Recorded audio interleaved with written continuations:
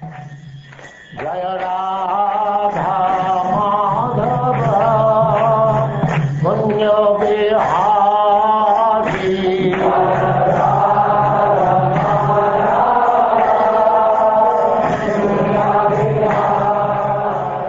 And now Chapter 10, the discussion between Bharata and Maharaja Rahugana.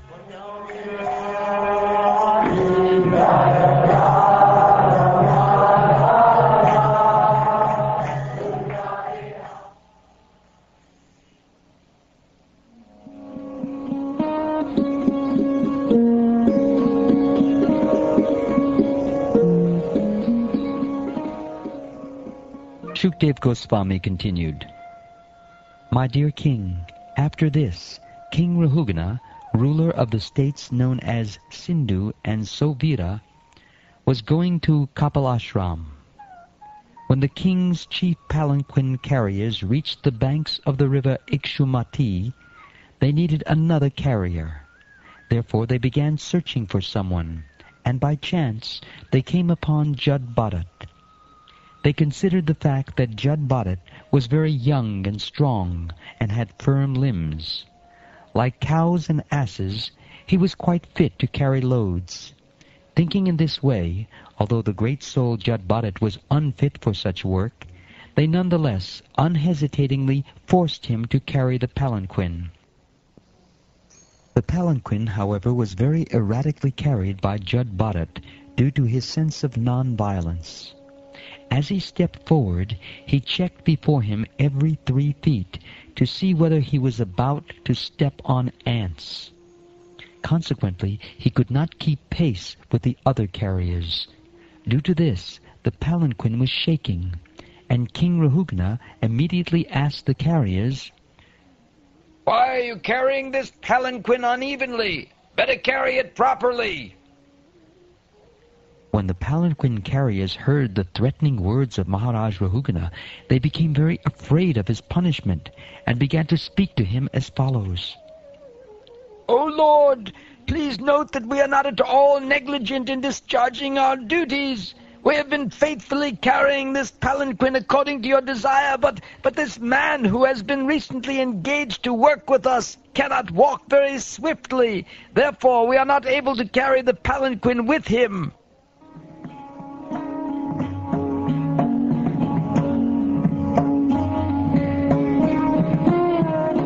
King Rahugana could understand the speeches given by the carriers who were afraid of being punished.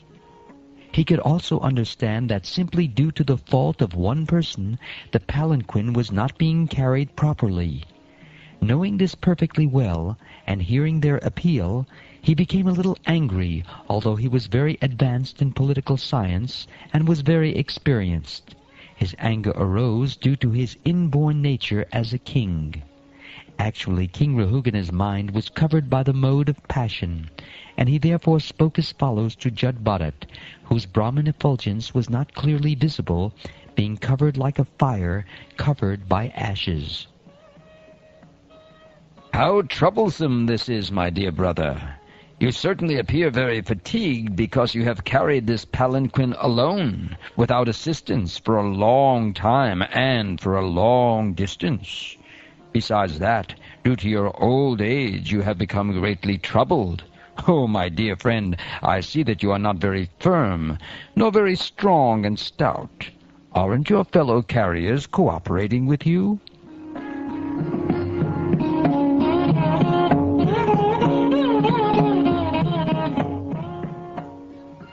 In this way, the king criticized Bharata with sarcastic words. Yet despite being criticized in this way, Bharata had no bodily conception of the situation. He knew that he was not the body, for he had attained his spiritual identity. He was neither fat, lean, nor thin, nor had he anything to do with a lump of matter, a combination of the 5 gross and 3 subtle elements. He had nothing to do with the material body and its 2 hands and legs.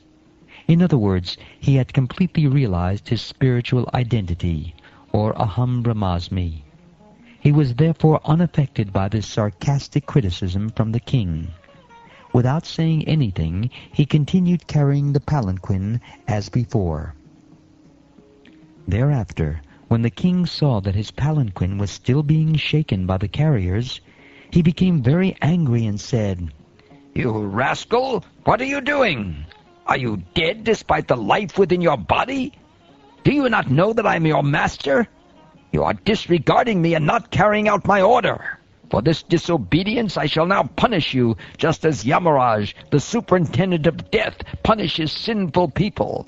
I shall give you proper treatment so that you will come to your senses and do the correct thing."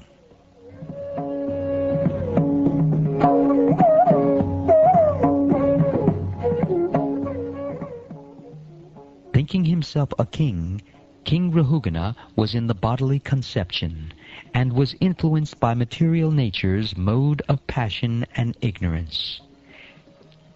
Due to madness, he chastised Jada with uncalled for and contradictory words. Jada was a topmost devotee and the dear abode of the Supreme Personality of Godhead.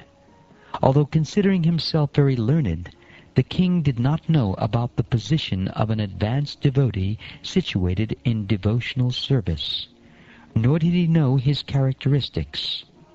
Jada was the residence of the Supreme Personality of Godhead. He always carried the form of the Lord within his heart.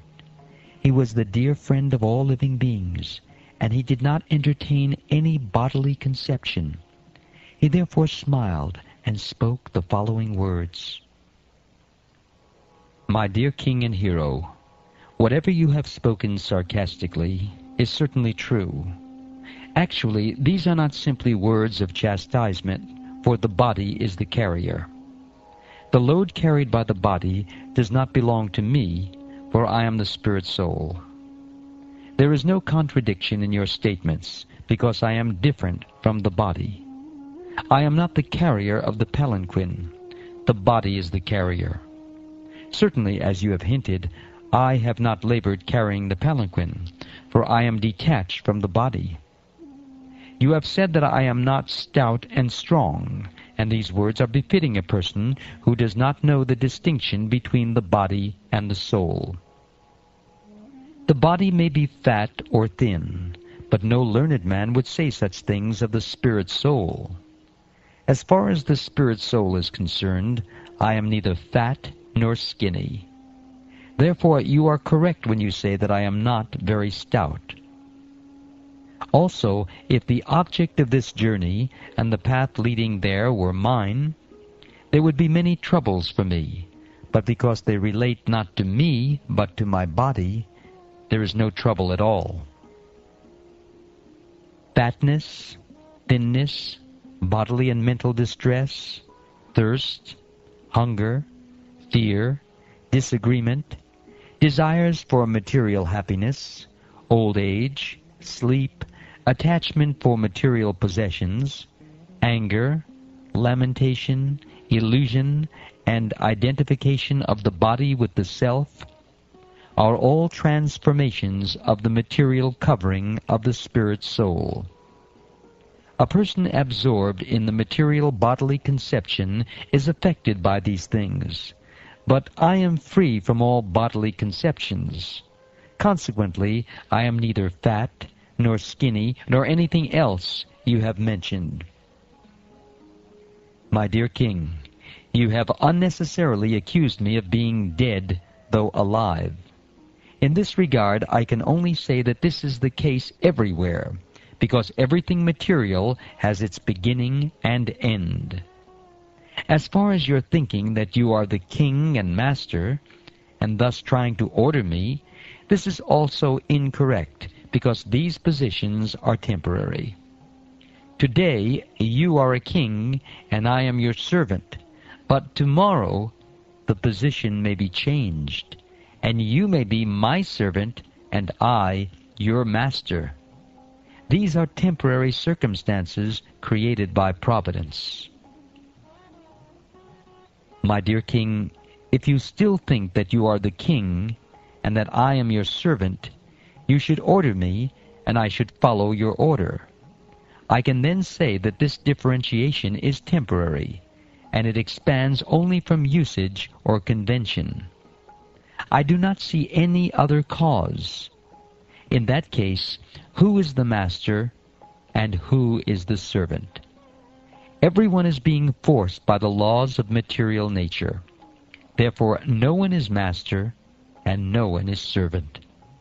Nonetheless, if you think that you are the master and that I am the servant, I shall accept this. Please order me. What can I do for you? My dear king, you have said, "You rascal, you dull, crazy fellow, I am going to chastise you, and then you will come to your senses." In this regard, let me say that, although I live like a dull, deaf, and dumb man, I am actually a self-realized person. What will you gain by punishing me? If your calculation is true, and I am a madman, then your punishment will be like beating a dead horse. There will be no effect. When a madman is punished, he is not cured of his madness.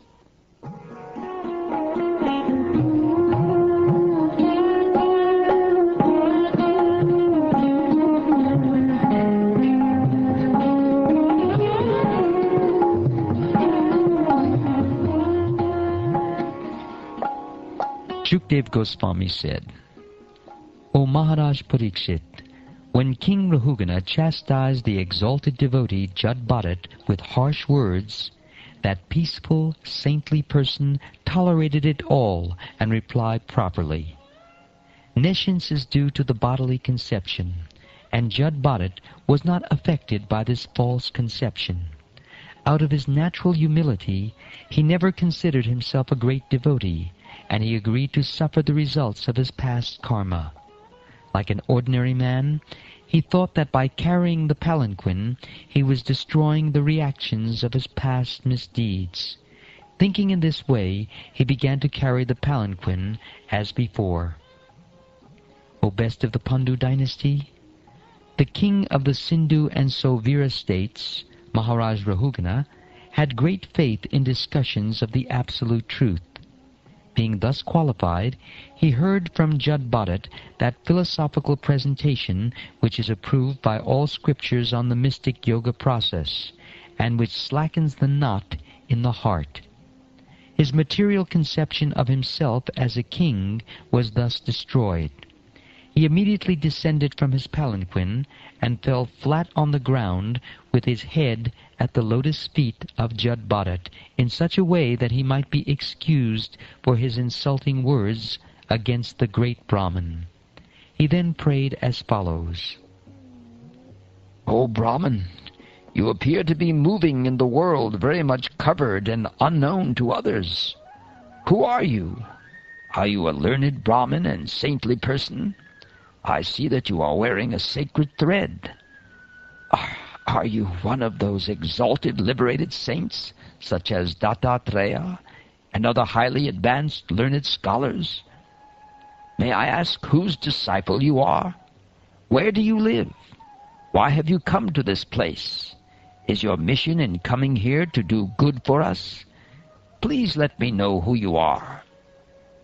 My dear sir, I am not at all afraid of the thunderbolt of King Indra, nor am I afraid of the serpentine piercing trident of Lord Shiva. I do not care about the punishment of Yamaraj, the superintendent of death, nor am I afraid of fire, scorching sun, moon, wind, nor the weapons of Kuvera. Yet I am afraid of offending a Brahmin. I am very much afraid of this. My dear sir, it appears that the influence of your great spiritual knowledge is hidden. Factually, you are bereft of all material association and fully absorbed in the thought of the Supreme. Consequently, you are unlimitedly advanced in spiritual knowledge. Please tell me why you are wandering around like a dullard. O great saintly person, you have spoken words approved by the yogic process, but it is not possible for us to understand what you have said. Therefore, kindly explain it. I consider your good self the most exalted master of mystic power. You know the spiritual science perfectly well. You are the most exalted of all learned sages, and you have descended for the benefit of all human society. You have come to give spiritual knowledge, and you are a direct representative of Kapila Dev, the incarnation of God and the plenary portion of knowledge. I am therefore asking you, O spiritual master, what is the most secure shelter in this world? Is it not a fact that your good self is the direct representative of Kapila Dev, the incarnation of the Supreme Personality of Godhead? To examine people and see who is actually a human being and who is not, you have presented yourself to be a deaf and dumb person. Are you not moving this way upon the surface of the world? I am very attached to family life and worldly activities, and I am blind to spiritual knowledge. Nonetheless, I am now present before you, and am seeking enlightenment from you. How can I advance in spiritual life? You have said, I am not fatigued from labor. Although the soul is different from the body, there is fatigue because of bodily labor, and it appears to be the fatigue of the soul. When you are carrying the palanquin, there is certainly labor for the soul. This is my conjecture. You have also said that the external behavior exhibited between the master and the servant is not factual. But although in the phenomenal world it is not factual, the products of the phenomenal world can actually affect things. That is visible and experienced. As such, even though material activities are impermanent, they cannot be said to be untrue. My dear sir, you have said that designations like bodily fatness and thinness are not characteristics of the soul. That is incorrect, because designations like pain and pleasure are certainly felt by the soul.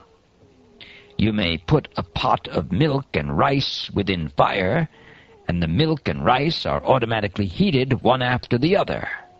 Similarly, due to bodily pains and pleasures, the senses, mind, and soul are affected. The soul cannot be completely detached from this conditioning. My dear sir, you have said that the relationship between the king and the subject, or between the master and the servant, are not eternal. But although such relationships are temporary, when a person takes the position of a king, his duty is to rule the citizens and punish those who are disobedient to the laws. By punishing them, he teaches the citizens to obey the laws of the state. Again, you have said that punishing a person who is deaf and dumb is like chewing the chewed or grinding the pulp. That is to say, there is no benefit in it.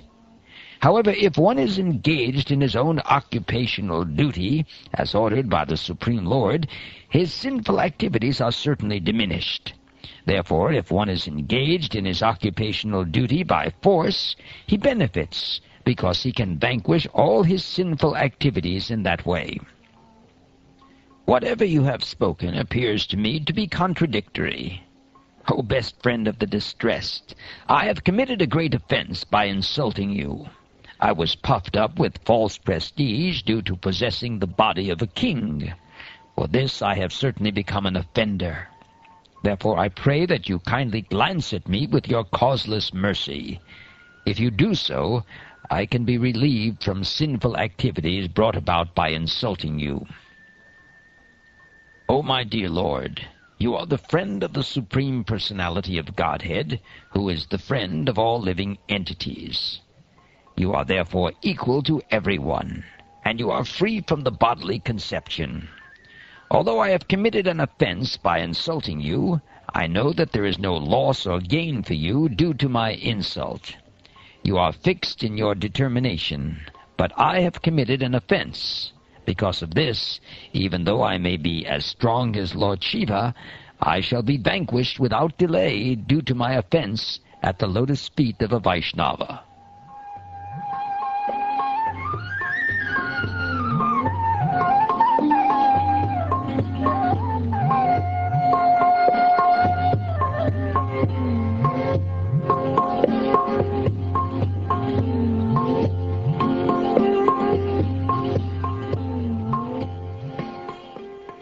The Thus ends the 10th chapter of the 5th canto of the Srimad Bhagavatam, entitled The Discussion Between Jad Bharat and Maharaja Rahugana.